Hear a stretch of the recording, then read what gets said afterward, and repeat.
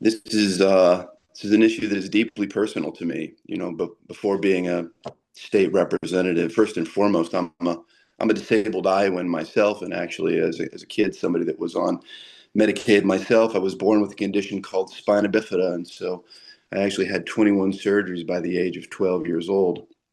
Also grew up in pretty difficult economic circumstances, and so I understand this situation very clearly.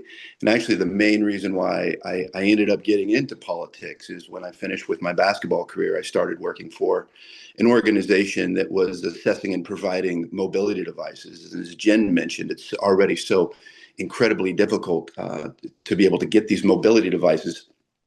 And I was working for this organization, and we were showing a 1,000% increase in the denial rate on mobility devices since we have privatized our Medicaid system here in Iowa. And I thought that was fundamentally wrong. And that was the main driver for me to be able to go out there. I was working with individuals with muscular dystrophy and ALS, Lou Gehrig's disease, conditions that don't have time for denial rates or for unnecessary delays. And it has really been an honor to be the first permanently disabled member of the Iowa House. We didn't even have the capital that was accessible. And immediately, as soon as I was elected, I knew the area that I wanted to spend the most time into. And that was, for me, it was clear it was HHS. And so that is why I'm on HHS policy, and that is why I'm ranking member on the HHS budget. And just for some context with this, when we're talking about Medicaid, as some of the other speakers have alluded to, we're talking about 700,000 Iowans that are on Medicaid. This is 1 in 5 Iowans, and 40% of these recipients are children. We're also talking about 182,000 Iowans that are on Medicaid expansion. This expansion is paid $9, 9 to 1 by the feds, and we're looking at risking that. We've got over 500,000 Iowans that are on SNAP benefit. We're talking about food assistance, and 90% of these SNAP recipients are families that either have children, an individual with a disability, a veteran, or elderly. That's literally what we're talking about: is basic health care and food assistance to the most vulnerable in our society. And when we're talking about Iowa Medicaid, and we're talking about significant cuts here, we're already talking about a system that is fundamentally broken and already stretched too thin. As I had mentioned, in the arena that I came from, 1,000% increase in denial since we've privatized it. This year, we had to backfill over $200 million to our Medicaid due to the shortfall. We're already talking about a state that has 22,000 disabled individuals, as Zach had mentioned. The HCBS waivers, 22,000 disabled Iowans are on these wait lists. The longest wait list is almost 7 years to get basic care. As Jen had mentioned, we've got a massive direct care worker crisis.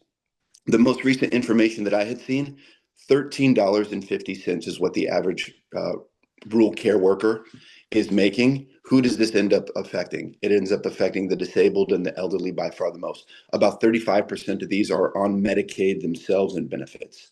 Additionally, in the last 5 years in Iowa, we've had 31 skilled nursing facilities and nursing homes close.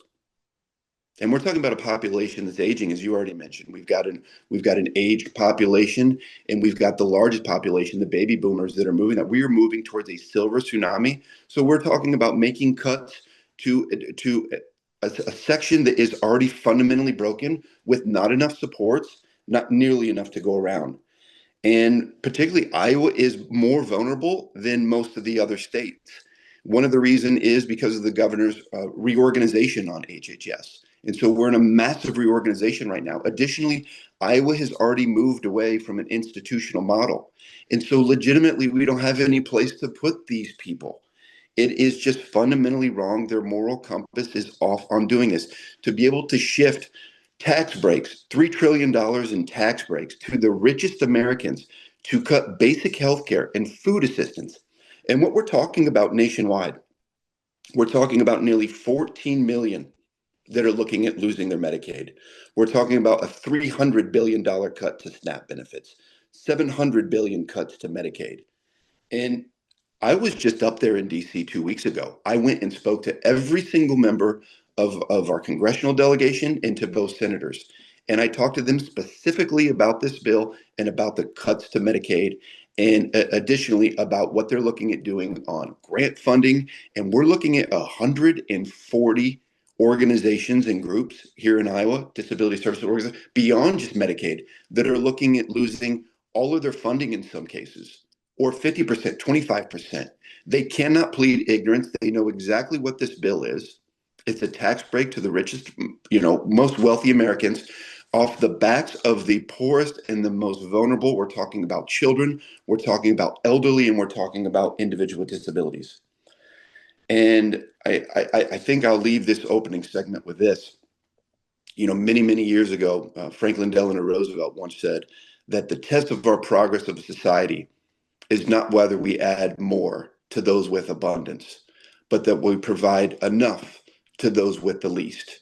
And we need to keep that in mind. And that should be every single legislative of our representatives. That should be their motto of let's make sure we're taking care of the most vulnerable in our society and not looking to make big tax breaks for the wealthiest Americans.